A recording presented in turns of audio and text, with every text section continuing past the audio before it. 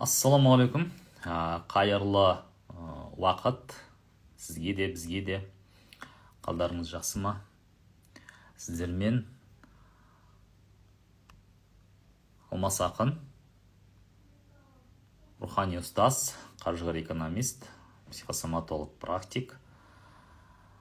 Бүгін бізде екінші бөлім психосоматика және мен.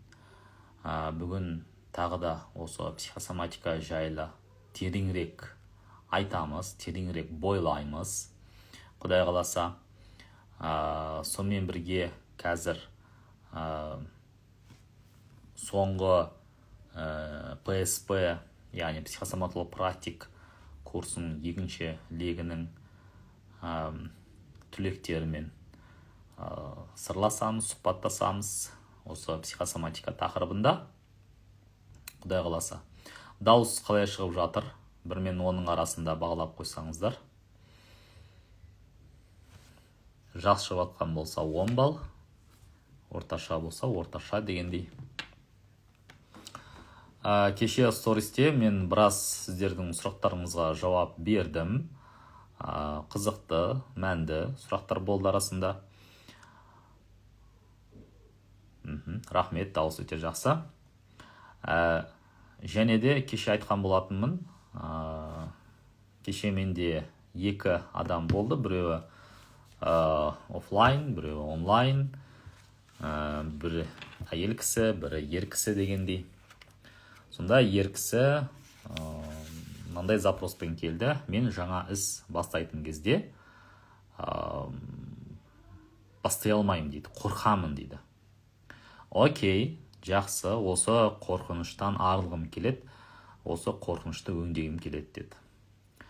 Сонымен бастадық сол қорқынышты өңдеуді. Сізге қалай біз ядросын анықтадық, соны анықтап берейін. Яғни жаңа іс бұл жерде өзінің бір жобасын айтады. Сол жаңа істі көптен бері ойлап жүр екен, 3 айдан бері оны бастай алмай жүр. Бастайын десе қорқыныш бар. Окей, ол қорқыныштың артында не тұр деген кезде,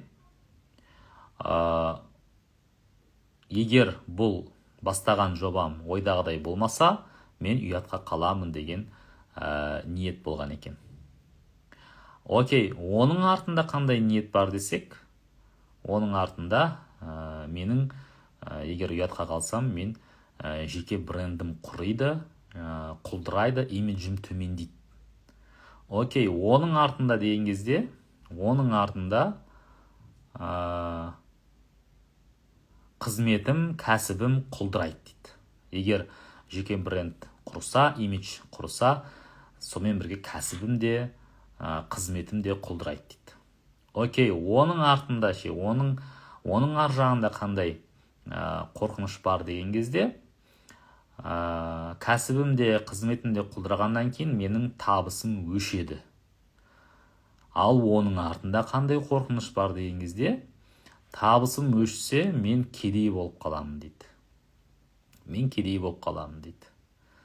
Жақсы, оның артында қандай қорқыныш бар деген кезде, табыссыз кедей өмір, табыссыз кедейлік өмір. Бұның барлығы ішкі интуициясымен, подсознаниясымен, ішкі түйсігімен жұмыс жасау барысында анықталған жауаптар.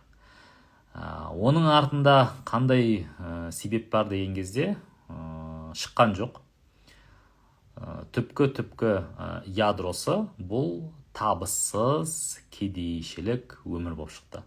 Яғни бұл адамның жаңа іс бастай алмаудағы түбіндегі қорқынышы табыссыз кедейшілік өмір болып шықты. Көрдіңіз бе? Мүлдем бір-біріне бір былай қарасаң сәйкес емес.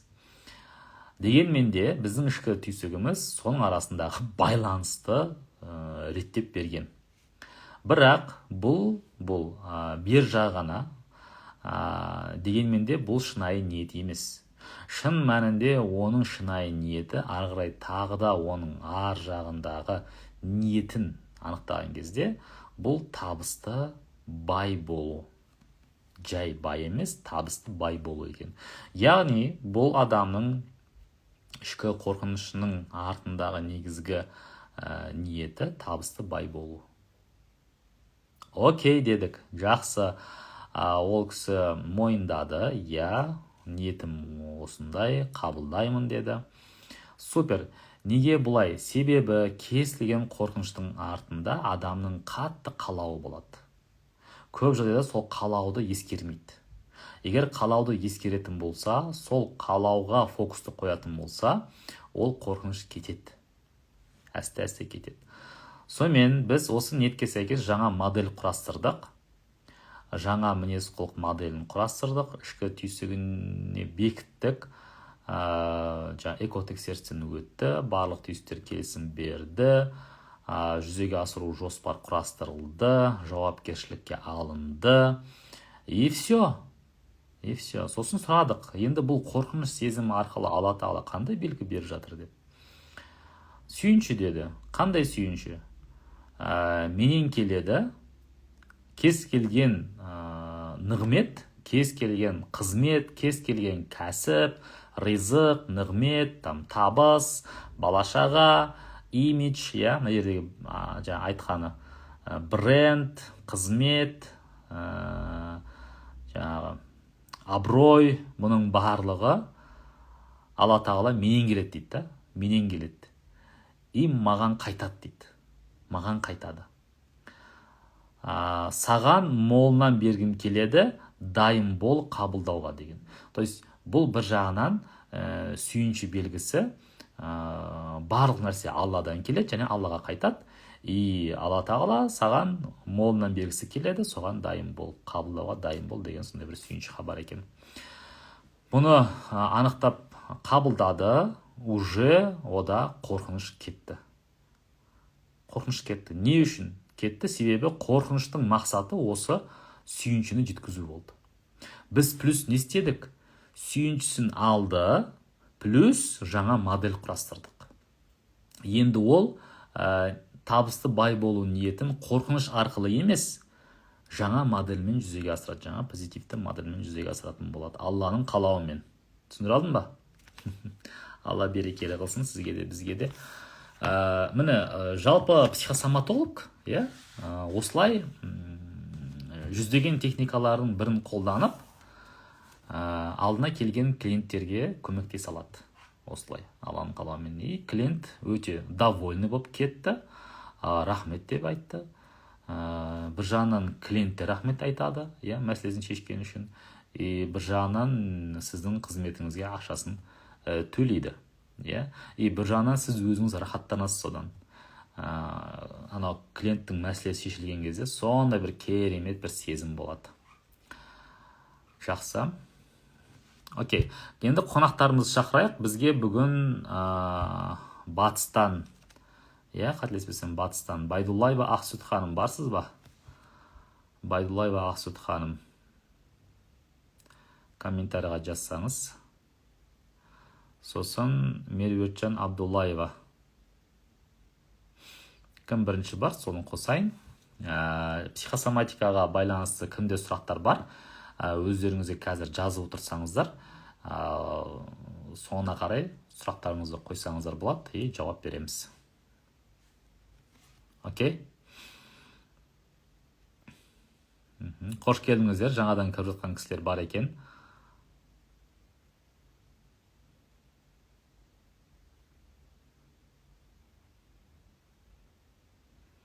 Меруертжан, мен бармын дейді. Окей, Меруертжан, мен сізді қосайын. Дайынсыз ба?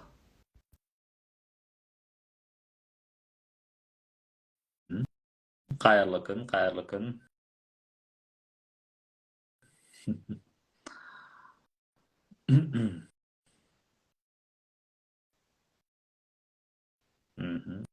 Алейкум ассалам. Күтейік. Саламатсыз ба, Меруерт ханым?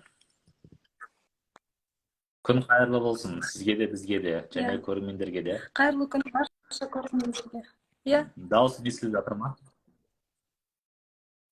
Өте жақсы, өте тамаша. Сіздің де даусыңыз шығып жатыр.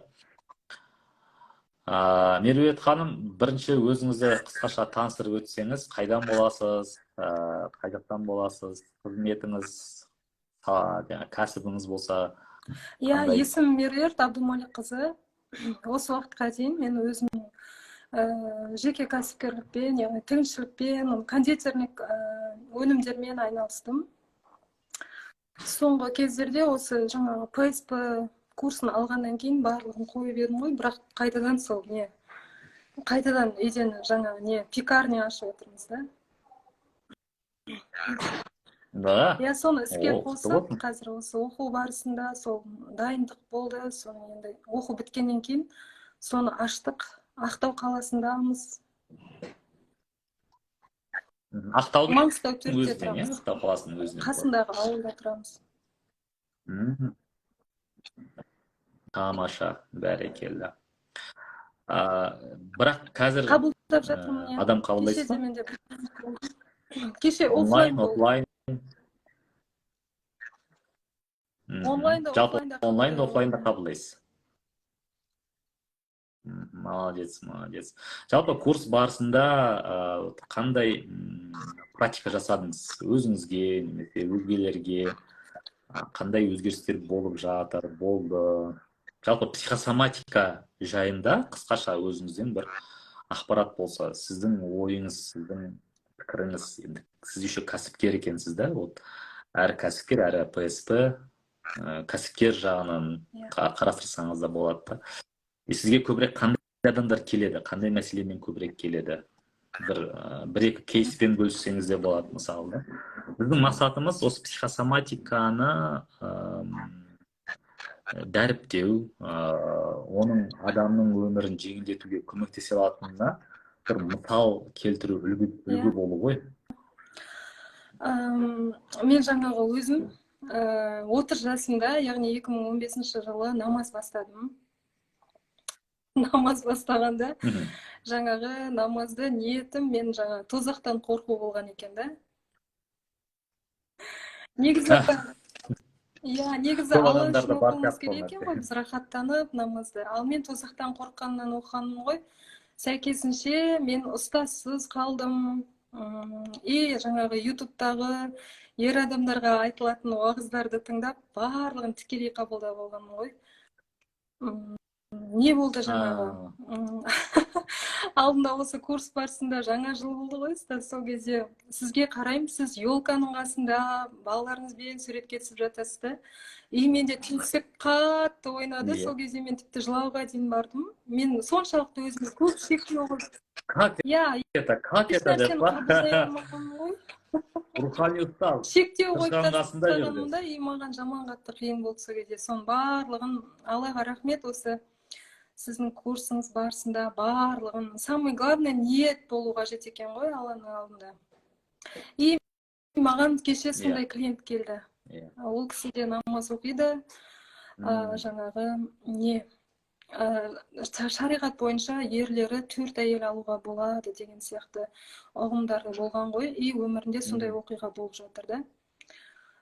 Сол әйел адам, сол мәселелерін қарастырып бердім. Алланың қалауымен, Аллаға рахмет. Ол кісі де жаңағы мен сияқты барлық затты тікелей қабылдаған ғой. Бала кезіндегі жаңағы ер адамдар қалағанын істей алады деген сияқты сондай наным сенімдер орнатылған да. Ер кісіге қызық сақтамауға болады, әйел кісілерге оның артының барлығы жаңағы ең соңында өзің төмендетуге алып келеді екен да. Солмен өмір қызықсыз және қиындыққа толып кетеді. Құнсыздандыру. Сәйкесінше жаңағы 8 көзбен мәселе болған ғой. Соның барлығын Алланың қалауымен кеше түсіндіріп, трансформациялап, адам түйсік деңгейінде өскеннен кейін барлығын жеңіл қабылдап, рахметін айтып, сол элементарный затты қалай түсінбегенмін дейді. Осы бізге Алланың сіз арқылы беріп жатқан білімінің арқасы бұның барлығы.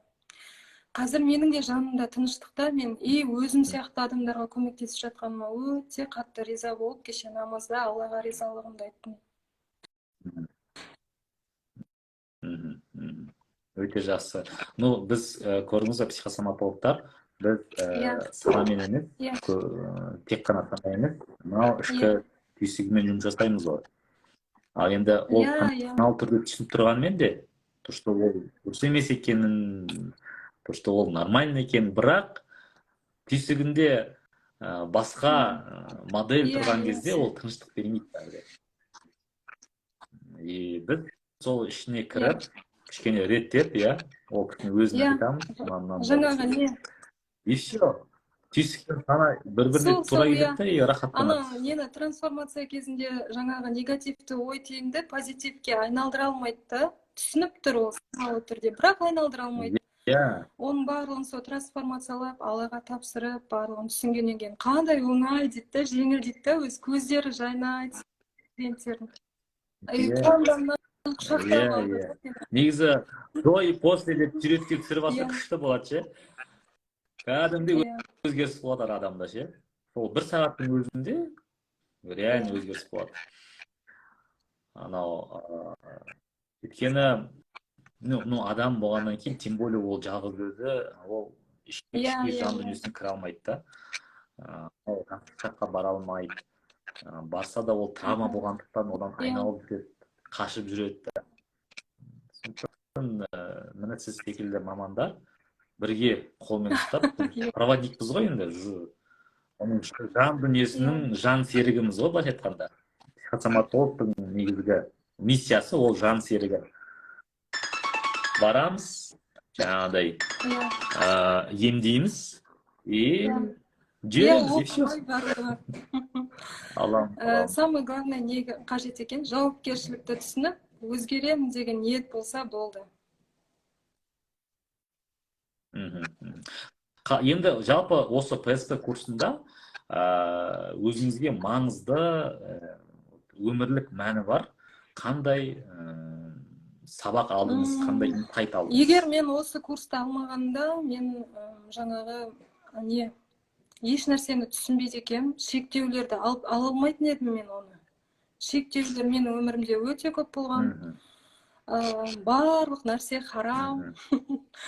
Негізі жаңағы маған барлығы ше, өмірдегі айнам сияқты, атам, енем болсын маған айтатын да, жаңа сен ваххабист болып кетпе деп ше. И ол менің ішімде болған ғой, анау харам, мынау харам, мен айтпасам да, ол менің түйсігімде болған ғой, соның барлығы. Айна ретінде маған айтып тұр да. Мен оның барлығын түсініп, трансформация жасап, қабылдаған кезде, қазір менің өмірім өте жеңіл, сәйкесінше жүрегім қатты дүрсілдеп шаншитын болған. Қазір жүрегім тыныш, қазір жүрегім ауырмайды, Алла рахмет, сондай. Вот, именно осы жүрек тыныштығы, бұл шынайы бақыт. Қазір бақыттымын, Аллаға рахмет. Жан-жағымдағы адамдардың қамқорлығын, балаларымның, жолдасымның қамқорлықтарын сезініп, қазір бақытты өмір сүріп жатқан жайым бар. Одан артық не керек бізге? Дұрыс, одан артық не керек? Ғалымдар айтады ғой, ана дүниеде бақытты болғың келсе, мына дүниеде бақытты болып үйрен дейді. Менің ойымша, адамның мына жүрек тыныштығына не әсер етті? Сіздің ойыңызды тыңдайыншы, сіздің жүрегіңіздің тынышталуына именно курста не әсер етті? Жүрегімнің тынышталуына жаңағы мен үйде мен өзім намаз оқимын. Мен жаңа қорқыныштар бар ғой менде. Тозақтан қорқамын деген қорқыныш. И жаңағы жолдасым 100 грамм ішіп қоятын болса, ол тозаққа барады деген қорқыныш та менде. И балаларым... Мен кетіп қалсам, ол тозаққа кетіп қалса, қалай ажырасып кетеміз деген ба? Ең проблема сол болатын. И жаңағы балаларым да балиғат жасынан өтті ғой, олар да намаз оқу қажет. Мен өзім ойыма алған ғой барлығын. Иә. Оның барлығы Алланың қалауымен болып жатқанын қабылдай алмаған. Мен дұрыс тәрбие бере алмай жатырмын балаларыма деп солай не істегенмін да. Оны жайлап барлығын түсіндіру барысында болатын нәрсе екен да, оның барлығы. Ол үшін мен өзім түйсік деңгейінде өсіп алуым қажет екен. Иә. Дәл өзі. Қалай сіз өзіңіз өзгересіз, өзіңізде жан дүниеңізде тыныштық пайда болады, автомат түрде уже Солай, отбасында да соны байқай бастайсыз иә. негізінде. Мен көрсем, қазір балаларым да шынайы Иә. күледі. Менің бақытты болғанымнан олар да бақытты. Сәйкесінше соған қамқорлықтарын көрсетіп, сондай бір үйімізде гармония болып жатыр, Аллаға рахмет. Тамаша. Бәрекелді. Меруерт ханым, сіз жалпы Жоқ, ПСП-ға жоқ, дейін жоқ. адам қабылдап көрдіңіз ба? Мен сентябрь айында сізді Мүлдем неден көріп қабылдамаған. қалдым, ютубтан. И мен сол жаныма жақты, осы айтқан беріп жатқан сабақтар, тегін сабақтарыңыздың өзі қаншама ғой. Осыны тереңірек түсіну үшін мен курсқа жазылдым. Жақсы. Мен жаңағы бақыттың көп Машалла. болғанын жақсы көремін да. Сразу ютубтан көрдіңіз, сразу ПСП-ға Иә. жазылдыңыз, да? Тамаша. Жоқ, Аллаға И өкінбейсіз рахмет, ба? мен керісінше мен білмеймін, осы курс маған тап болмағанда менің өмірім қалай болады деп та елестете алмаймын қазір. Аллаға рахмет айтамын, мен қазір жарасам тұрсам Аллаға рахмет айтамын. И өмірім солай жеңілдеп жатыр, сәйкесінше жолдасымның да жолы ашылып, түйсік деңгейінде барлығымыз бір-бірімізге әсер етеміз ғой. Ұлдарыма да, например, жеңіл болып жатыр, оларға да барлығы. Иә. Егер өзгерткің келсе, халмен өзіңді өзгер дейді ғой. Тамаша. Меруерт ханым, сіз курсты қалай алдыңыз? Рассрочкаға ма? Рассрочкаға алдым. Қолма-қол. Рассрочкаға алдым, ешқандай пайызсыз, сол маған ең қатты ұнаған сол жер болды. Ешқандай пайызсыз, қалай бар солай төледім. Окей. Енді курс барысында ақылы түрде адам қабылдадыңыз ба? Курс барысында біз өзара практика жасадық. Кеше жаңа курс біткеннен кейін сіздің ақ батаңызбен осы не істеп жатырмыз. Адам қабылдап жатырмыз. Бастадыңыз, да? Күніне қанша адамнан қабылдап? Негізінде 4 адам қабылдауға шамам бар. Бірақ біздің жаңағы пекарный бизнесіміз енді қосылып жатыр ғой, сондықтан мен 1 адам қабылдадым да кеше. Иә, мен күніне пока 1 адамнан. Ау? Қанша болып жатыр? Бөлісе аласыз ба? Жеке қабылдауым 10 жеке мың теңге қабылдауыңыз болды қанша болып кеше. жатыр? Иә. Тамаша. Иә. Офлайн. Онлайнда сондай баға, сондай оның баға ма? ешқандай айырмашылығы жоқ. Тек интернет жақсы болса болды. Тамаша. Окей. Нөміріңізді айта аласыз ба? Мысалы, Ақтаудан көріп жатқан кісілер болуы мүмкін, иә? Или онлайнда нөміріңізді айтсаңыз, и сізге хабарласса, WhatsApp-ыңызға. 8775 215 28 85 Меруертжан Абдумалик қызы. Тағы да мына жерге комментарийға бір жазып жіберсеңіз, мен кейін қайталап өтейін. Меруерт ханым, бір сұрақтарды көрейік. Қазір. Менде де осы сияқты жағдай көп болып, ақыр аяғы намаздан да орамалдан да айырылған дейді. Окей, бұл сұрақ емес. Скажите, ну и когда болят, какая психосоматика? Яғни аяқтың психосоматикасын айтып бере аласыз ба? Осы ғой менің негізгі проблемам осы болған. Аяқтарым жаңағы алға жүрейін десем, қорқыныш болады менде. Осы аяқтардың психосоматикасы алдағы мақсатқа ұмтылу, алдағы мақсаттарға қарай жүруге деген қорқыныш болған кезде адамдарда аяқпен мәселе болады. Сол сәйкесінше сол аяқтар ауырады, ол белгі береді, оның барлығын белгіні қабылдап, сабағын алған кезде ол аяқтар жібереді. Алланың қалауымен.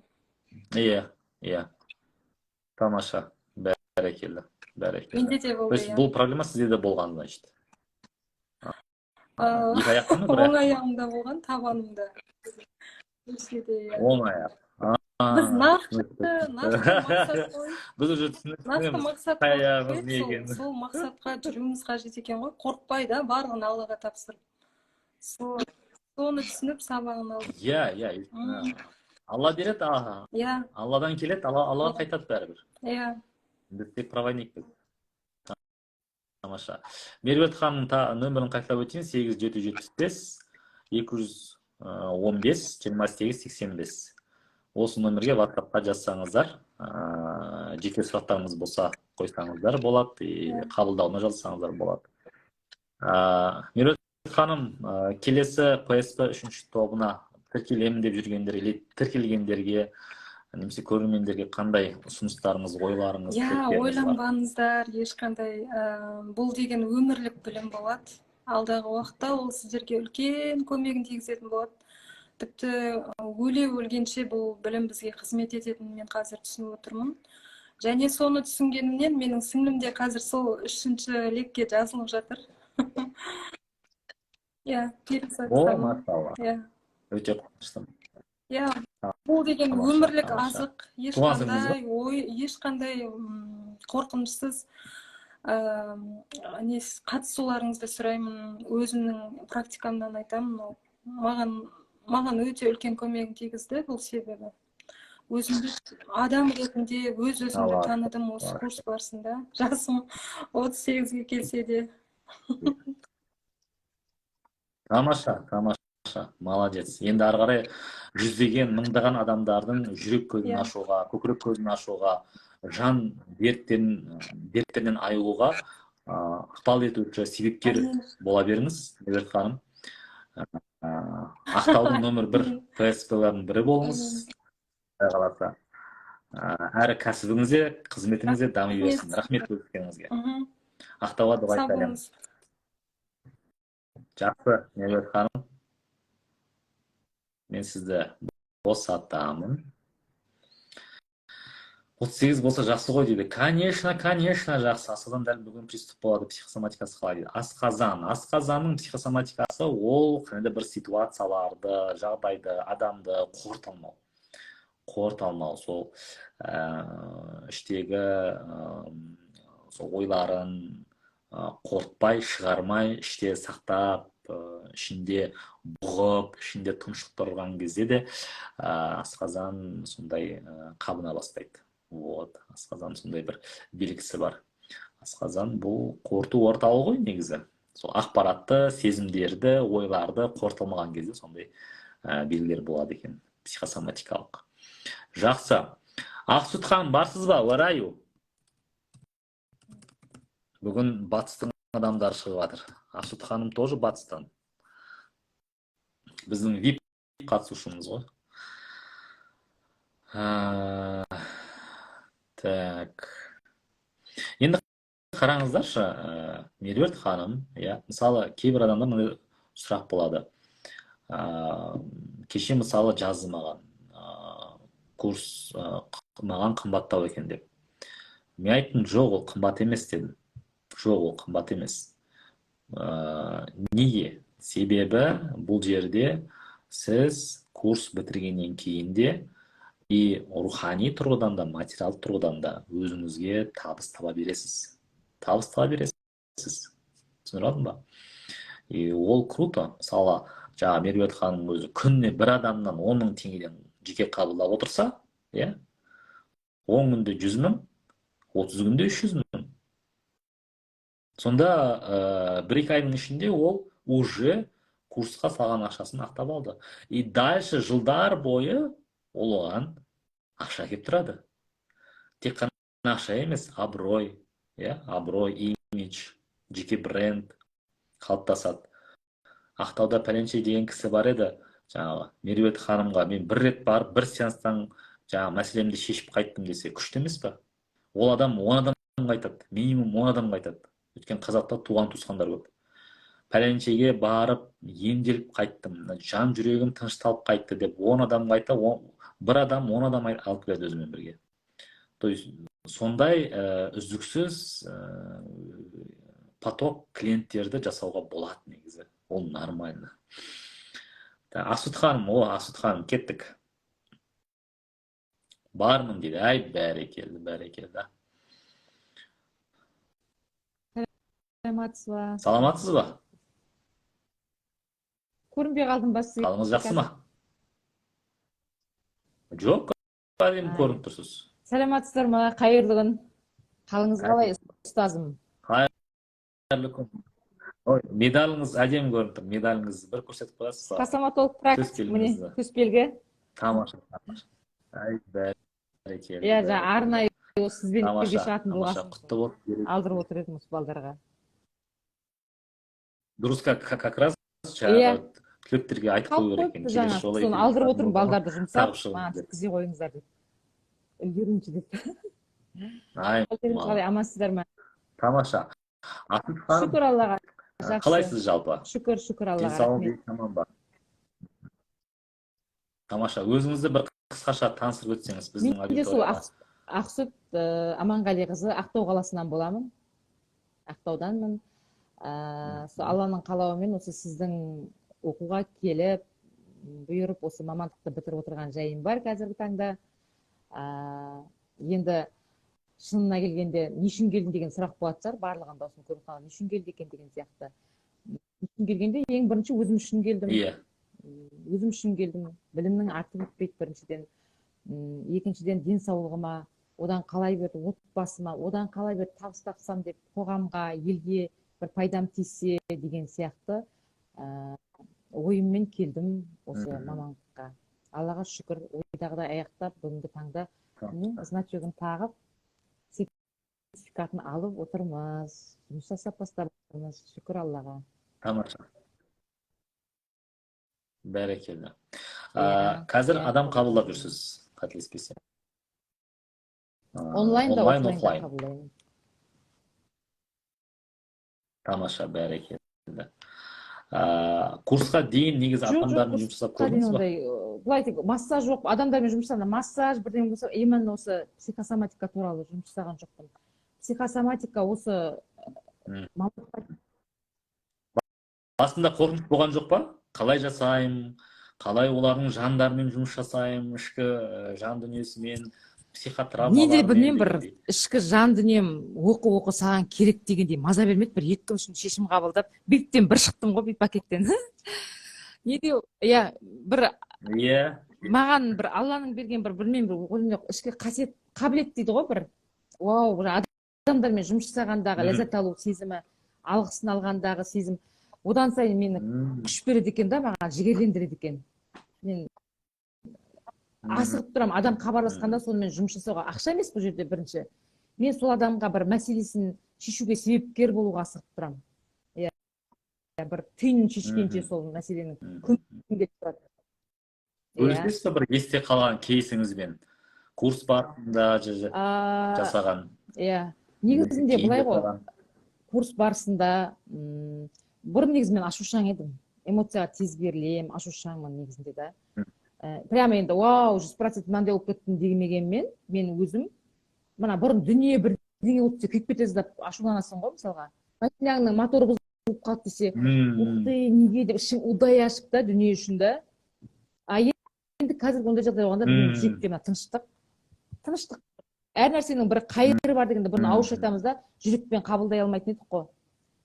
Соны қабылдап мен біліп тұрмын, жүректе тыныштық сондай кезде менде бір ақша бірдеңе нетіп қалған, білмеймін, бұрын күйіп кетесіз деп ашуланып, ішің тызылдап, удай ашыған сияқты болады ғой адамда. Сондай болды менде. Қазір ол жағынан тыныш менде жүрегім. Халықты қабылдаймын екен. Курс барысында менде әртүрлі жағдайлар болды. Көптеген мына күні кеше мен қабылдадым бір клиентті, күні кеше. Қабылдағанда жаңа өзің арқылы реніш техникасы бар ғой, жаңағы анасының орнына айткенде. Билейді ғой, мынау болғаннан айтады, мынау гипноз емес па дейді. Мен айтамын, гипноз емес, сіз мені естідіңіз, білдіңіз десем, иә дейді да, солай ғой дейді, иә солай десем, неге десеңіз дейді, неге сұрадыңыз десем, мен анамның рөліне кірген кезде, мына тесігіне шыққан кезде оның ерні дірілдеп тұратын еді ғой дейді да. Сол менде болды дейді да, соған таңғалған, тап солай ернім дірілдеп тұр дейді да. Сосын тап соның несіне кіргенде, кейпінде, соның бейнесінде тап сондай жай жауап берген. Анасы әкесіне айтқан кезде строго қатал болып сөйтіп тұрды да жаңағы. Сол айтты, дәл солай дейді да, прям кеткенді білмей қалдым дейді да, жаңағы тесікке прям солай кіргенді. Нәтижесінде жаңағы өкпе ренішті ол алып тастады да, ар жағында ол кісілер ниеті дұрыс екенін білді да. Ниеті оған бақыт тілейді екен. Ниеті ренішті болмаған. Просто бала солай қалпында қабылдаған дейді да. Әкесі бала ол дұрыс түсінбеген, солай қабылдаған ғой. Ал енді қалай ойлайсыз, қалай енді сол кезде қайтадан еске алыңызшы десем, қалыпты ма десем, иә дейді, уже солай жауап беріп отыр. Нормально, иә. Нормально уже, иә? Ешқандай реакция жоқ. Мен айттым, енді Алла қаласа кездесу барысында тағы да белгілі болады. Егер жаңағы действительно солай шын мәнінде әкеңіз бен анаңызбен кездескендегі басқаша өзгеріс жағдай болса, онда маған жағы қуана отзывтарыңызды жаза берсеңіз болады деймін ғой мен да. Шүкір, бұл бірінші рет емес қой, оның алдында алып жатырмын, Аллаға шүкір, жаңа алғыстарды алып жатырмық қой. Мына өз курсым бар, осы мына тәжірибемде мен өзің арқылы өзгеге көмектесті жақсы ұғындым. Анасы арқылы баласына көмектесті жақсы ұғындым. Сосын иемдену дейді ғой, бір нәрсені жекеменшіктеу, Алланы мойындамау деген сияқты да бұл жерде. Бұл осы курстың бір несі алғаны мен Аллаға жақында барлық несі Алламен байланысты бұл жерде. Алламен байланысқа шығып отырсың да, Алладан сабақ аласың деген сияқты жаңағы. Сол жері жүректі тынышталдыратынға көп пайдасы бар. Мен бұл жерде өзімнің басымнан айтатын болсам, қорқыныш болды менде дейтін. Көзім елестеп кететін сияқты, как будто баламнан айырылып қалатын сияқты бір айттым, бір кезде сізге де айттым оны да. Бір бейне келіп қалады. Қай балам десем, бір үлкен баламнан сондай неге деп өзім жүрегім толқып қорқатын едім да. Соны неге десе, мен клиент бастап қабылдаған кезде, осы практикада жүргенде бастадым ғой. Алғаш клиенттер маған сол именно сол баласынан айырылып қалған адамдар келді да. Сол тұста менде абреакция болып жүрегім толқып прямо дүкілдеп менде кері байланысып кетті маған да сол өзіммен. Сонда мен неге дегенде осы тәжірибе жүзінде басқамен бөліскенде, сіздермен бөліскенде бұл да мен дейтін иемдену бар екен да баламды. Негізі ауызша білем, иемденбеу керек екен, білем да ауызша. Ауызбен сықитып айтамын, иемденуге болмайды, Алланікі бәрі, Аллаға барамыз, келеміз, Аллаға қайтамыз деген сияқты. Но бірақ соны мына айтқан кезде, жан тәнімен айтқан кезде, как будто Алланікі деп айтқан кезде мен айырылып қалатындай жүрегіммен айтпаймын екен да, как будто алып кететіндей. Соны түсініп, жайлап мен қазір қалыпты жағдай. Ол даже маған көзім елестесе де, уже жүрегім нетпейді да менің. Қалыпты. Реакция жоқ. Бір жағынан анау сондай клиентке көмектескен кезде сабақ алып отырып қой, өзімізге де солай көмектесеміз. Деген сияқты да, өзімізге сабақ алып жатыр да. Сосын жаңа өзің арқылы өзге көмектессе, аналардың балаға қалай реакциясы? Энергетикалық тұрғыда бізге ауызша айтқанда өтірік бір сказка айтып отқандай болады, бірақ жұмыс жасап нәтижесін көргенде шын мәнінде солай екенін сезіндім да. Ана арқылы біреуінде жаңағы айттым, өткенде сертификат алғанда да айттым, 12 жастағы қыз бала анасымен байланыста мысалға да, жаңағы ол кісімен сұхбат алу басында жаңағы анамен жинау барысында мен ойладым, білдім, түсіндім, анада екенін мәселесі. Сосын баланы қояйық, біз баланы не істейміз, өзіміз жұмыс жасап көрейік дегенде, ол кісі не істесең де көнеміз. Бұл жерде ниет маңызды бірінші. Хабарласып тұрған адамның ниеті маңызды. Бұл жерде дұрыс ниет қоя білгенде, Аллаға шын ниет қойғанда мәселенің шешілу жолда оңай кетеді. Алланың қалауымен. Өйткені біз нәтижесін Аллаға тапсырамыз ғой. Сол кезде мына келген адам да, мен де, ол да шын ниетпен Аллаға қоюымыз керек та ниетімізді. Мен соны түсіндім. Нәтижесінде анадан бірнеше қорқыныш шықты. Ол сол кіндіктен берілген, құрсақтан берілген басталды. Одан кейін де күшейіп белгі беріп, Алла Тағала ол кісіге белгі беріп отқан екен. Бірақ дер кезінде бұл кісі білмегендіктен, оның не екенін білмегендіктен қорқынышы күшейіп, садикке де сол үшін түрінбейді да, мысалға, жұмысқа. Балам үшін түрінбейді. Садикке де сол үшін. Баланы жаңағыдай сырттай бақылап, қадағалап отыру ғой мақсаты. Кезінде жол апаты болғанда қатты қорыққан ғой, баламнан айырылып қалдым деп қорыққан ғой, сол қорқыныш ұялап қалған ғой. Одан кейін сол айырылып қалатындай садикке де сол үшін тұрдым, шынымды айтсам, диктатын айтады да, сол үшін тұрдым деп. Барып екінші этаждан бірінші этажға қарап кететін арасында кешке дейін шыдамай баланы қарап жүремін дейді. Одан кейін дейді күшейіп келе, мына даже сабаққа келатырмын деді ма, уже почкадан ашып қарап тұрамын дейді да. Ана үйге келген тыншымайын дейді. Сол ең соңында жаңа мәселе жаңағыдай болып, балаң тұттықпа кекештен үйде сол арқылы белгі берген ғой анасына, бір нәрсені дұрыс болмай жатқан жан дүниеде. Соны жіберу арқылы керемет нәтиже. Негізі шын мәнінде тұтығу артындағы себеп ол қорқыныштан болады. Анадан кетті, тікелей анасынан кетті. Енді бұл жерде қазір Аллаға шүкір 2 аптаның ішінде 100%, Аллаға шүкір, кеше сертификат алатын күні уже рұқсат, мен толық айта берсеңіз болады, 100% деген рұқсатын берді ғой маған. Сонда ол бар жоқ 2 апта. Даже әкесі жұмысқа кеткен білмейді екен, енді келеді Алла қаласа. сюрприз болайын деп тұр, алла қаласа әкесіне. Сонда айтқаны 100% қызым уже баяғыдай қорқыныш жоқ, даже алаңдамаймын дейді уже. Және бұл кісінің өзінде де керемет сезім, плюс өзінде сезім болып жатыр да, бұл кісіде ақтаған сияқты, жағы уже көршілер комплимент айтып бастап жатыр, артық майлар кетіп жатқан, белім шығып жатқан сияқты бір өзгерістер бар да ол кісіде. Негізі иә психосоматикасы бір нәрседен қорғану дегенде бар ғой жалпы. Иә, параллельно тағы да басқа жақтар шешіліп жатыр да бұдан өзіне байланысты денесінде. Иә, сондай мәселе. Бір сеанс сағат жарым ішінде. Қанша сеанс болды? Иә, практиканың сеанс, Аллаға шүкір. Сосын осы кеше басқа жақтан алмағанда, тек мына сенімді болу үшін айтайын, мына сенімді болғанда біз ақталуға тиіс емеспіз ғой ешкімнің алдында, сонда да мына дегенде адамдар бір не алады ғой, осы ести отырып та. Өзіміздің арамызда, әріптестердің арасында кеше сертификат алып жүрген кезде бір әріптесімізбен жұмыс жасадым, тоже анасы арқылы балаға көмектесті. Иә. Содан ол күні алдыңғы күні кәдімгідей балада не беріліп тұрды, белгі болып тұрды, көзге көрінетіндей. Келесі күні ол бала аяғында ол кішкене ақсаңдап балаға батын тартырды да кішкене. Ол мәселенің аяғы ақсаңдамай тұрғанын және де аурудың қақсап ауырғанның басылғанын айтты да. Иә. Және мен оны осы жаңа сіздің алдыңызға шығарда, сіздің алдыңызға шығарда мен ол кісіден сұрадым, әріптесімнен сұрадым, ұқсат па, сіздің ойыңызша қалай бұл жерде өзің арқылы өзгеге көмектесу болды ма деп сұрадым да. Өзі иә деді, ұқсат айта беріңіз, болды деп сөйді да, солай, менің ойымша деп солай деп сөйді.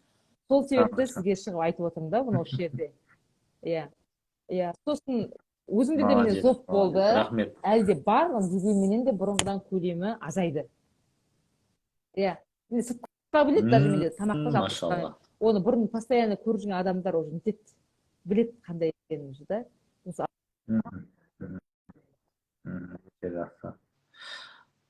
Ақсұт ханым,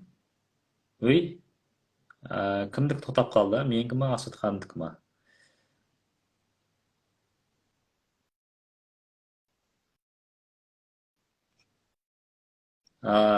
Комментарийға жаза бересіздер ма? Кімдікі көрініп тұр, кімдікі көрінбей тұр?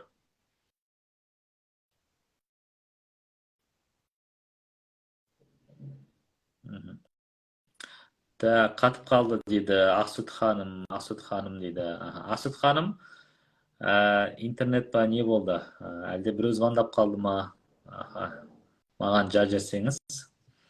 Жалпы көріп отырғандарыңыздай, ПСП курсына дейін Ақсұт ханым және Меруерт ханым екеуі де адам қабылдамаған, адамдардың жанын жұмыс жасамаған.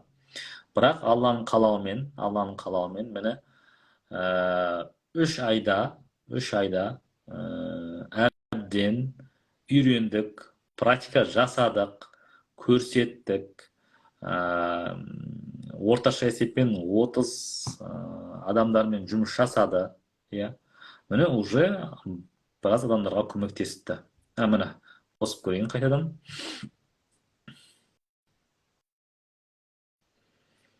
Қайттан қосып көрейін. Кешірім сұраймын, ұстаз, мен температура қызып кетіп, осы жаңа нетіватын қайттан зарядке қосып. Сіздің ана энергияңызды көтере алмай жатқан шығар? Сондай өзгерістер болды. Иә. Тамаша. Ақсұт ханым, сіз адам қабылдайсыз, жалпы, қазір қабылдап жүрсіз. Қандай тақырыптарда қабылдайсіз? Иә. Көбіне реніштен арылу. Көбіне реніш, өкпе ренішпен келеді. Сосын өзің арқылы өзгеге көмектесуден, сосын мына кеше бір жас бала маған келді, жігіт бала. Ол да басқа мәселемен келіп, нәтижесінде, ол да тоже практика кезінде ол. Айта кетейін, бір блог арқылы бірнеше шешіп береді деген айтып өтпеді осы жерде. Мәселемен келгенде ол айтып кетті маған, аяғым қатты қақсап тартылып қалады көбіне түннің ішінде, ортасында. Ол қалағанға көнбейді, мен сондықтан қатты жанып жатқаннан боқтап жіберемін, боғауыз айтып қоямын деген сияқты әңгіме айтты да ол. Жаныма батқаннан деп. Сол ана блогын шешкеннен, одан кейін 2 ай өтті ғой, осы өткенде көріп айтады, менің аяғым даже тартылмайды дейді да. Содан кейін бірде-бір рет даже тартылған жоқ дейді. Бұл да жаңа бір Тамаша, блок шешу арқылы тамаша. жаңағы келесі блок шешіліп кетіп берді адамның бойында. Ода бір ғана терапия, тек қана бір ғана терапия ода. Менде көбіне бір терапия осы негізі Алланың қалауымен нәтиже шүкір. Бар енді ортасынан келатқан адамдар бар, тағы бір оларды толық мынандай көзге көрінетіндей міне деп нететінді айтып отырмын да мен қазір. Міне мынандай деген сияқты. Жаңа артық сұрау болып қалмайтындарды айтып отқаным. Но былай нәтиже алу барысында, осы терапия барысында нәтиже алып келатқан адамдар, Аллаға шүкір. Жалпы анасын қабылдай алмаған, бірнеше жыл бойы анасын қабылдай алмаған, нәтижесінде сол күні прямо анамның көзінен мейірім мен махаббат көрдім деген адамдар бар да. Осы онлайн супер ғой. Қандай сезімдер бар? Күшті енді, керемет. Жаңағы кейбіреулер жаңағы мен Алланың орнына қойып қояды екен сондай кезде. Мә, неткен Ақсұққаным керемет еді деп мен айтамын. Бұл жерде мен себепкермін. Керемет Алла. Бұл жерде Алла керемет. Мен себепкермін деп айтып жатырмын ғой енді. Осы кереметті Алламен байланысты ғой бұл жерде. Сосын клиенттер де бір шамазатты ұғатты. Емденбеу керек екенін, Аллаға тапсыра білу, Алладан оның сабағын алу, әр нәрсенің сабағы бар екен, терапия барысында бір шамазатты ұғынып қалады. Клиенттерде. Дәл өзі. Осознанно саналы түрде түсініп қабылдап жатады. Солай екен ғой деген не болып жатады да? Бір жеке қабылдауыңыз қаншадан болып жатыр, айтасыз ба? Қазіргі уақытта, например, мен сертификатымды алғаннан кейін, значогымды таққаннан кейін, результаттарды көргеннен кейін, шүкір Аллаға, енді 15 мың, енді тез шешіп кетіп жатса 10 мың деп содан бастаймын. Но сағатына қарай, енді сағат жарым, 2 сағаттан асып жататын уақыттарым болады кейде. Кей кездерде болады. 2 сағаттан асқанда ол несіне жұмысына қарай аламын. Жалпы орташа неде 15 мың. 2 сағатқа дейін. Тамаша. Онлайн, офлайн. Онлайнда, офлайнда. Енді менде онлайнда дәреже соны не көрсетіп тұр. 10 мың теңге деп айта аламын, егер салыстырмалы түрде. Офлайнда 15 теңге деп айта аламын. Онлайнда, офлайнда қабылдай бересіз. Разница бар ма десе. Но бірақ онлайнда, офлайнда бірдей нәтиже. Тамаша. Конечно, зачем онлайн, егер, мысалы, басқа қалада болса, ол Ақтауға келіп, квартира жалдап, жолына төлем, зачем он? Лучше өзінің үйінде, өзінің қаласында ауылында, тіпті шетелден де.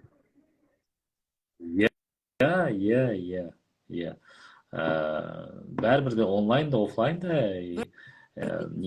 бір техникамен, бір немен баруға болады, шешуге болады. Дәл өзі. То есть, нөміріңізді айта аласыз ба? Сізге хабарласып, жаңа сіз айттыңыз ғой, біраз мәселелерді. Жаңа уайымдап жүрген, баласына уайымдап жүрген аналары болса, қорқыныштары болса, реніштері болса, осындай адамдар, пожалуйста, сізге хабарласын, уақытқа жазылсын, жылдар бойы оны көтеріп жүргенше, лучше 1-2 сағат өзіне уақыт артып шешіп алған мүмкін болса солай жақсы ғой. Нөміріңізді айтып бересіз ба? 875 402 21 83. 402 21 83. Міне Ақсұт деп шығып тұр, мен қазір астына жазып жібердім. Ақсұт 8775 402 21 83. Міне осы нөмірге Ақсұт ханымға жазып, өздеріңіздің сұрақтарыңызды қойып, уақытын белгілеп, мәселелеріңізді шешіп алсаңыздар болады. Дұрыс па? Жылдар бойы оны көтеріп жүргеннің пайдасы жоқ. Ақсұт ханым, барсыз ба? Телефоныңыз тағы көтере алмай кетті ма?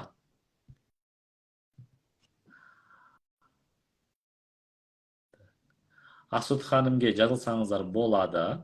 Меруерт ханымға да жазылсаңыздар болады, Құдай қаласа. Біздің осы екінші лекте 3 ай бойы оқып, білім алып, өзіне де, отбасына да қоршаған ортаға да пайдасын тигізіп жүр қазір. Біраз кейстермен жаңағы ортақ топта бөліскен болатын. Бұл кісі кішкене, наверное, не деуші еді, кейстер өте көп. Тіпті PSP курсында группаластар бір-бірімен жұмыс жасайды бірінші. Бір-бірімен жұмыс жасайды. Жаңағы бір-бірімен жұмыс жасау барысында сізде қаншама сұрақ мәселеңіз бар да, осы уақытқа дейін жиналған. Бүгін біреуін шешесіз, ертең екеуін, ары күні үшіншісін, одан кейін төртіншісін, сөйтіп курс барысында бүкіл сұрақтарыңызды, мәселеңізді шешіп аласыздар негізінде. Еще тегін бір-біріңізбен. Тамаша ғой. Екіншіден, орта пайда болады сіздерде. Араласатын, пікір алмасатын, тәжірибе алмасатын, бір-біріңді түсінетін орта пайда болады. Төртіншіден, адамдарға шынымен де мына жан әлемін жеңілдетуге көмектескен кезде бір ерекше сезім болады. Ол сезімнің мынау несі, дәмі мүлдем ерекше. Жаңадан бала туған ана секілді сезім болады. Солай естідім, былайша айтқанда.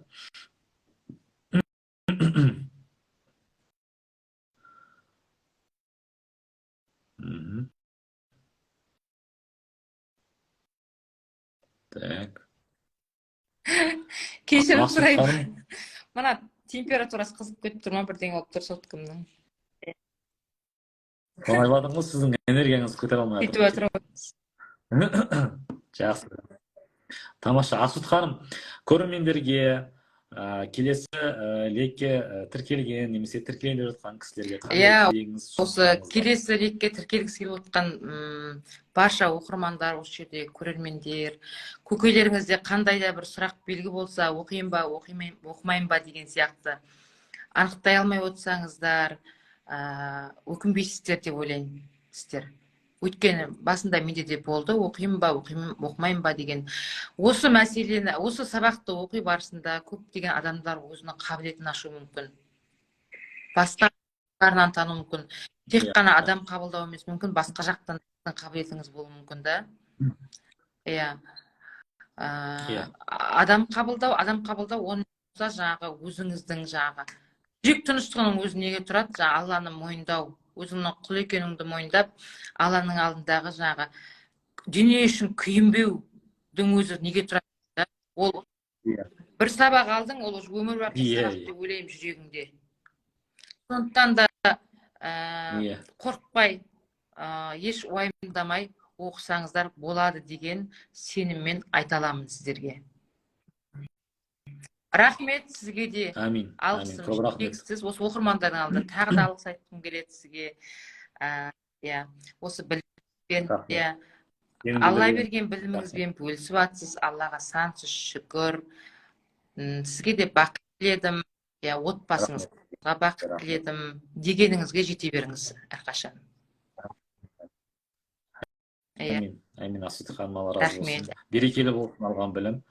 Бұдан ары қарай да 100 мыңдаған адамдардың жақсы жаққа өзгеруіне, психотравмаларының емделуіне, жүздерінің жарқырауына, Аллаға жақындауына себепкер бола беріңіз.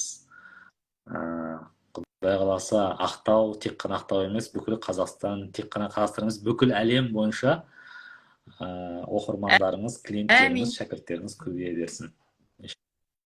Бұл бастамасы деп ойлаймын. Бұл бастамасы. Енді тек қана алға қарай жылжи беру. И все.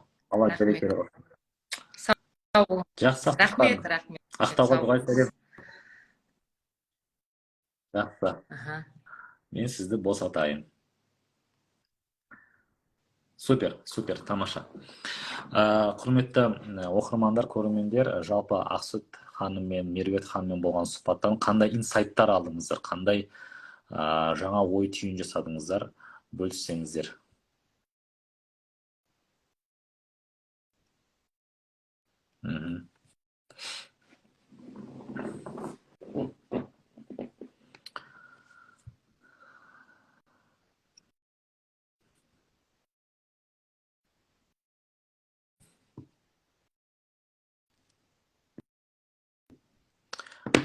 былтыр мынау Марлан Сейсенбай деген жақсы адам бар. Ол кісінің кайдзен клубы бар. Сол кайдзен клубының кездесуі болды, форумы болды.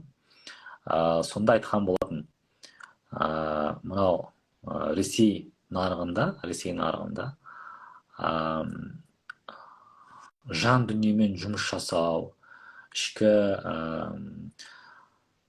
мынау травмалармен жұмыс жасау, психологиясымен жұмыс жасау, мышлениясымен жұмыс жасауға деген сұраныс 80%-ке өсіп кеткен дейді да.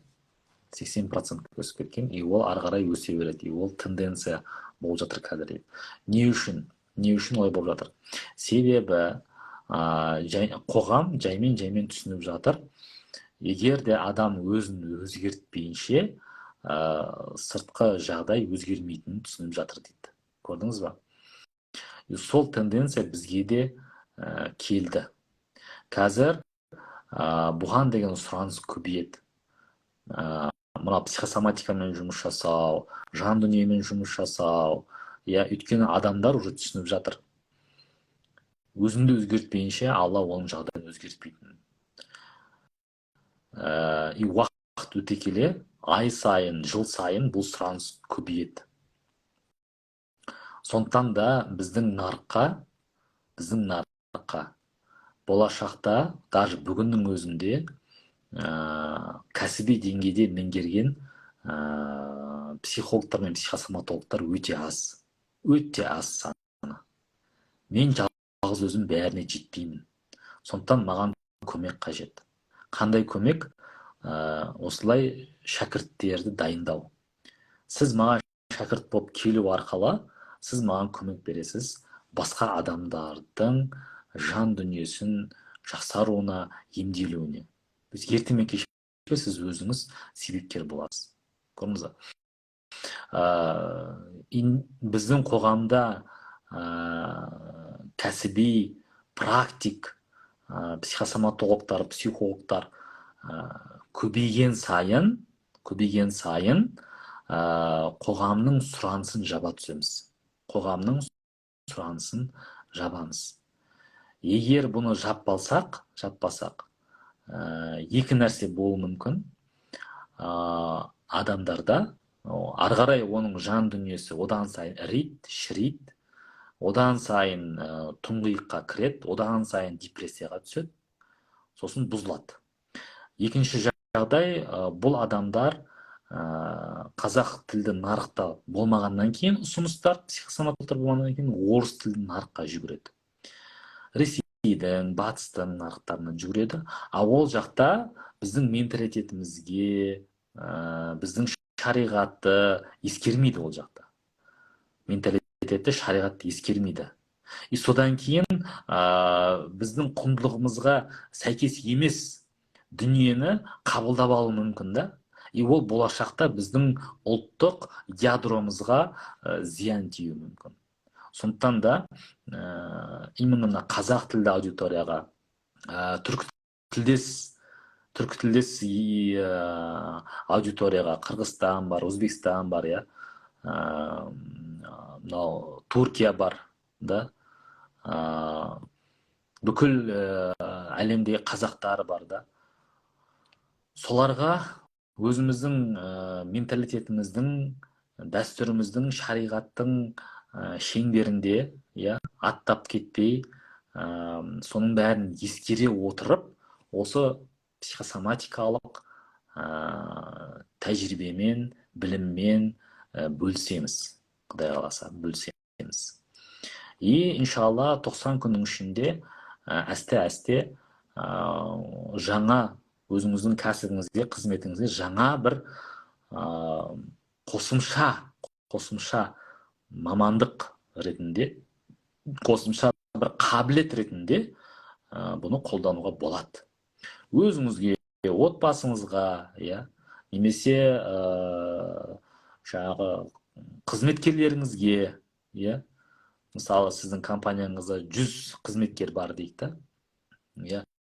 бір қызметкерді осыны оқытып, сіз қалған 99 қызметкердің жан дүниесін емдей аласыз. И ол сізге 100 есе пайда алып келеді, ерте ме кеш пе. Әсіресе мұғалімдер, әсіресе мына тәрбиешілер, бірінші орында сіздерге оқуды ұсынамын. Өйткені сіздер бала тәрбиелейсіздер. Балалар ол ұлттың болашағы дейміз негізі. Мұғалімдер, ұстаздар, педагогтар, дәрігерлер. Сіздерге бірінші орында қажет деп ойлаймын осы психосоматикалық білім. Сіз алдыңызға келген пациентке дәрімен қоса психосоматикалық себебін де түсіндіріп айтып берсеңіз, ол адамның бойында ана ауру қайттан қозбайды. Өйткені ауру ол белгі. Өмірде бір нәрсені дұрыс жасамай жатыр. Дәрімен уақытша емдейді, ал кейін ерте ме кеш пе қайттан пайда болады. Құдайға шүкір, осы екінші лекте осы Алматы қаласындағы онкологиялық орталықтың хирургы өзінің әйелін оқытты. Қандай мақсатта? Чтобы сол онкологиямен ауырып келген адамдарға көмектесу үшін, психосоматика жағынан. Өйткені ол кісі айтты, мойындады, то что біз ота жасаймыз, бірақ кейбір жағдайда ол түбегейлі тазалап береміз, неден.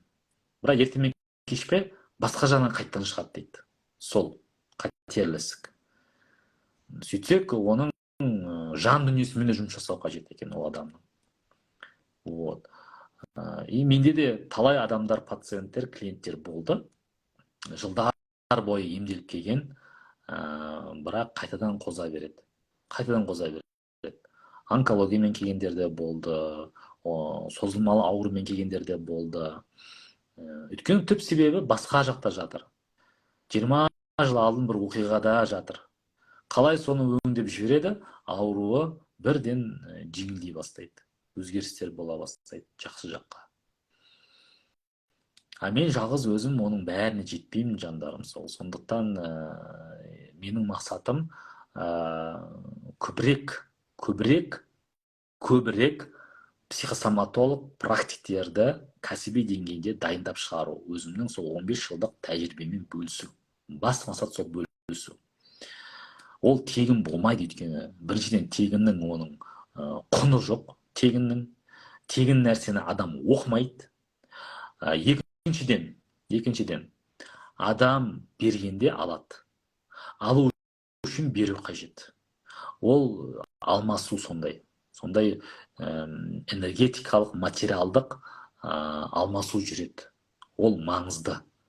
Сондықтан сіз өзіңіз үшін, өзіңіздің болашағыңыз үшін, өзіңіздің дамуыңыз үшін, өсуіңіз үшін ақша төлегенде білімді сіңіре аласыз. Оған мен 100% көзім жетті. Егер де алатын білім миллион тұратын болса, миллионға лайықты білім болса, бірақ сіз оған 100 мың теңге берсеңіз, миллионға сәйкес білім аламайсыз. Мен оған тоже көзім жетті. Өйткені менің өмірімде мындай жағдай болды. 8 мың теңгемен бір тренингке қатысқанмын. Сол жерде айтылған дүниені мен қабылдамай, 3 миллион теңге беріп, курсқа қатысып, сол сұрақтың жауабын, жаңағы 8 мың теңгелік тренингте айтқан жауапты естідім, соны қабылдадым ғой. Яғни, менің сұрағымның жауабы 3 миллион теңге болды. Бірақ мен оны 8 мың теңге төлеген кезде мен оны сіңдіре аламадым. Сондықтан да әйтеуір плюс-минус қазір алатын білімге сәйкес бағаны қойдық. Мысалы, кез келген университетке барсаңыз, сіз 4 жыл оқисыз. Менің кезіндегі оқудың бағасы 2008 жылдары қанша болды?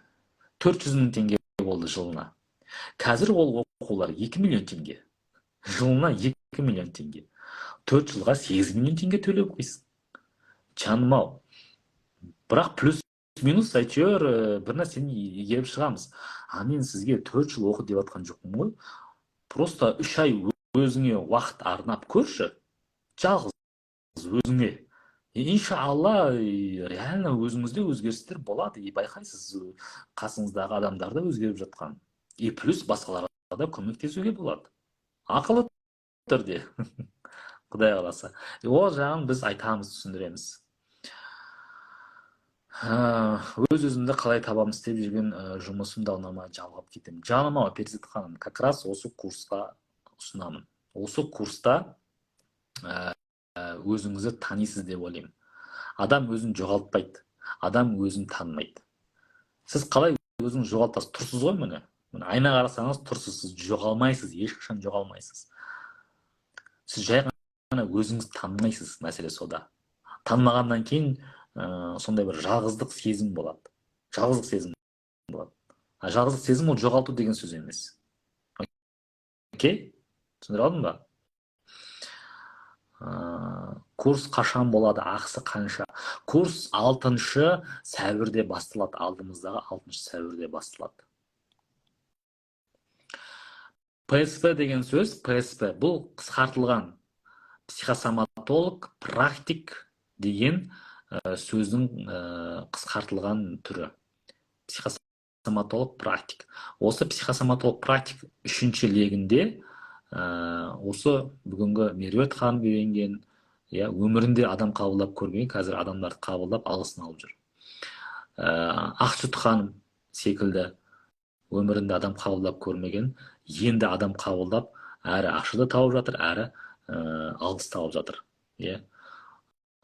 Минимум, иншалла, сол кісілер секілді осы мамандықты жақсы игеріп шығуға, қабілетті игеріп шығуға барынша ықпал жасаймыз, көмектесеміз. Мен және біздің рухани жаңару орталығы, біздің командамыз. Толық ақпарат, бағасы қанша тұрады, қандай скидкалар бар.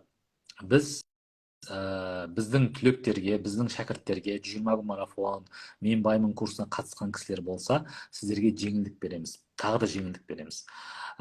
Педагогтарға жеңілдік береміз. Мектеп, университет, колледж ұстаздарына, педагогтарына, өйткені сіздерге бірінші орында.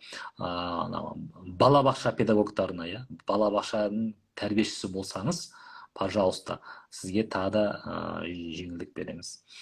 Көп балалы ана болсаңыз, немесе арнайы жаңағыдай топ мүшесі болсаңыз, осындай кісілерге біз қосымша тағы жеңілдік береміз. Не үшін?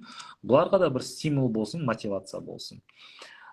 Курсты 3 айға бөліп төлеуге де алуға болады. Бірден төлесеңіз де болады. Немесе Каспийден 12 айға бөліп төлеу бар. 12 ай 19 наурызға дейін акция болып жатыр. 19 наурызға дейін 12 айға бөліп төлеумен тіркеліп алсаңыздар болады. То есть келесі айдан бастап, яғни сәуірден бастап, оның бірінші айын төлейсіздер. Иншалла, уже курстан кейін алғашқы жеке қабылдау жасап, төлемдер алып, тіпті өздеріңіздің мына 12 айға алған рассрочканы 12 айға дейін жауып тастасаңыздар да болады деп ойлаймын. Өйткені сондай қатысушылар болды. Тіпті курс барысында кредит емес, енді рассрочкасын жауып тастаған. Сондай да жағдайлар болады. Толық ақпарат міне осы нөмірді көрсетіп қойдым. 8707 679 81 40. Осы WhatsApp нөмірге жазу қажет. Дәрігерлерге ше дейді. Дәрігерлерге пока жеңілдік беріп жатқан жоқпыз. Қосымша жеңілдік. Негізінде курс и так та жеңілдікпен тұр сайтта. Жеңілдікпен тұр. 19 наурызға дейін деп қойдық акцияны. Вот.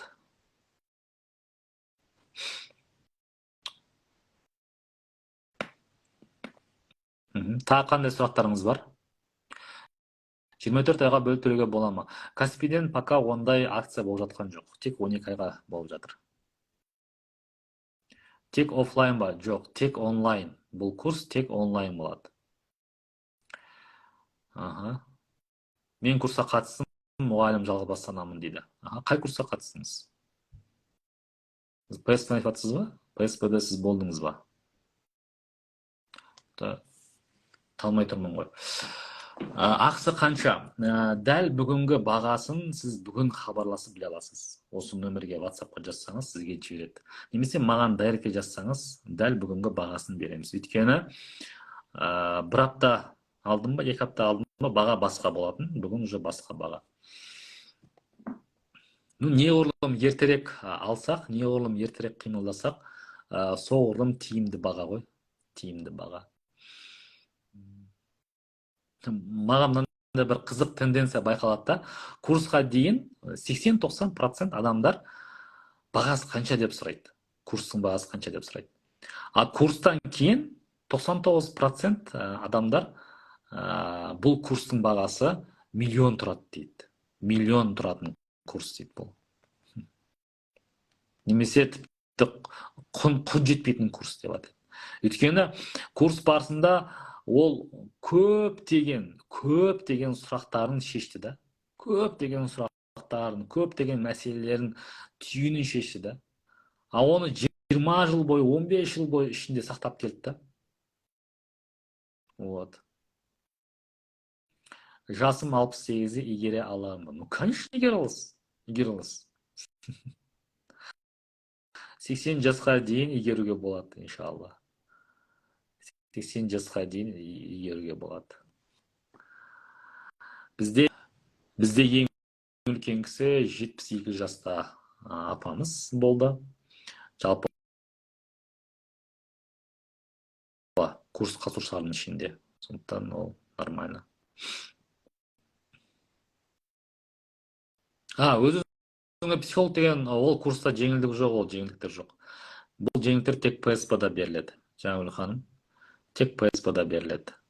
PSP-ға тіркелсеңіз, сізге жеңілдік береміз.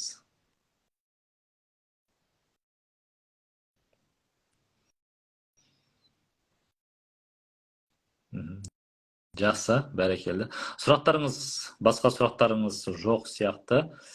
Пенсионерге бола ма? Конечно, болады. Қатысуға болады.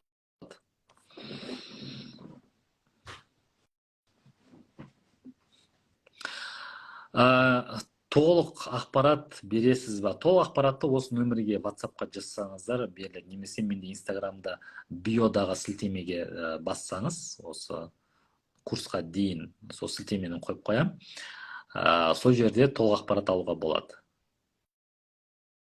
Мен кешкіргеннен PSP түсінбедім.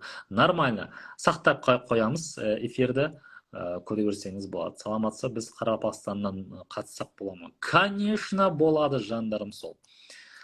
Мына екінші лекте бізде Камбоджадан қатысты. Камбоджадан, сосын Жапониядан қатысты, Токио қаласынан, сосын Түркиядан, Стамбулдан қатысты, сосын Бишкектен, Қырғызстаннан қатысты.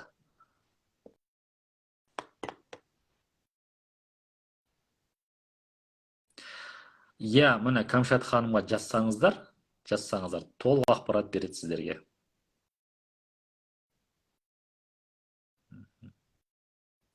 Варикоздың психосоматикасы. Бұл біріншіден қай аяққа соған байланысты. Қай аяғыңызда. Жалпы аяқтағы варикоз шығар, иә? Екіншіден, варикоз бұл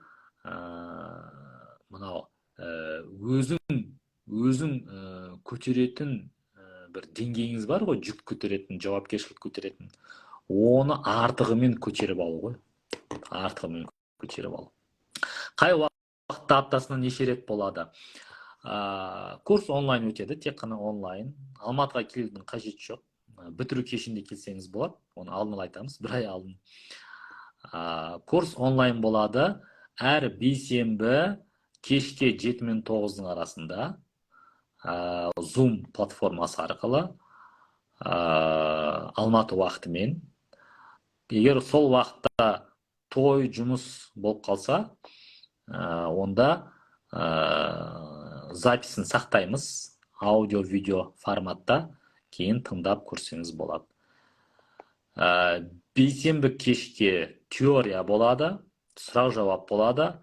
Жексенбі таңертең не 9 бен 11-дің арасында, не 9 бен 11-дің арасында 2 сағат бойы практика болады. Алматы уақытымен. Оның да запистері сақталады. Кез келген уақытта ашып көре бересіздер. Тіпті бітіргеннен кейін де бітіресіздер ғой курсты, иә. Ұмытып қалсаңыз да, немесе қайталау керек болса, оның барлығы сақталады. Кез келген ашып көре бересіздер. Тек оны таратуға болмайды. Бұл аманат. Ертең Құдайдың алдында өздеріңіз жауап бересіздер. Сондай қысқаша айтқанда. Сосын әр күні сағат 10 мен 11-дің арасында телеграмда чат болады, жабық чат болады. Сол жерде қосымша тағы да сұрақтарыңызға өзім жауап беріп отырамын. Плюс әр ондық топқа бөлінесіздер. Әр ондықта бір супервизор болады. Сіздерді бағыттап отырады. Қосымша тағы да сұрақтарыңыз болса жауап беріп отырады. Жасап жатқан практикаларыңызды бақылап, бағдар беріп отырады.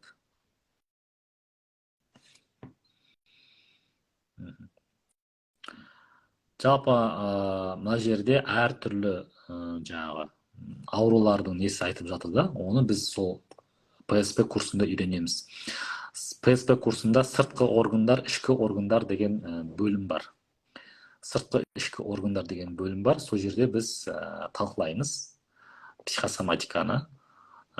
Сосын тек қана ауру емес, сонымен бірге қарым-қатынас мәселесінде, мынау ақшамен мәселені де қарастырамыз осы курс барысында. Бөліп төлеуге болады. 3 айға бөліп төлеуге болады, немесе 12 айға Каспийден бөліп төлеуге болады. Қайырлы күн. Қайырлы күн. Бір айға қанша бөліп төлеуге болады? Кәмшат ханымға жазсаңыздар, мына жерде төменде нөмір тұр. 877 679 81 40. 8707 679 81 40. WhatsAppқа жазсаңыз, сізге есептеп береді. Қандай жеңілдік бар, қандай бір айға қанша болады, егер 3 айға бөліп төлесеңіз, айына қанша болады, 12 айға бөліп төлеуді алсаңыз қанша болады, оның бәрін есептеп береді. Жақсы түсіндім. Сіздермен болған Алмас Ақын, рахмет. Бізбен бірге 1,5 сағаттың көлемінде болғаныңызға. Алла разы болсын. Тағы да сұрақтарыңыз болып жатса, Кәмшат ханымға жазсаңыздар болады, немесе осы видеоның астына жазсаңыздар болады, дайректке жазсаңыздар болады. ПСП курсы бойынша толыққанды ақпарат береміз. 70 орын бөлдік, 70 орынның 7-еуі уже бекітілді, брондалды. Енді 63 орын қалды. 63 орынды алып үлгеріңіз. Қазір 50 000 теңгемен брон жасап қою қажет. Қалған сомасын 6-сына дейін төлесеңіздер болады. Сәуірдің 6-сына дейін. Қазір 50 000 теңге брон жасап қою қажет. Қалған бөлшегін сол 6-сына дейін төлесеңіздер болады. Окей? Жақсы, Алла берекелі болсын. Сізге де, бізге де бүгінгі алған ақпараттар, білімдер. Келесі тікелей эфирлерде кездескенше сау саламатта болыңыздар.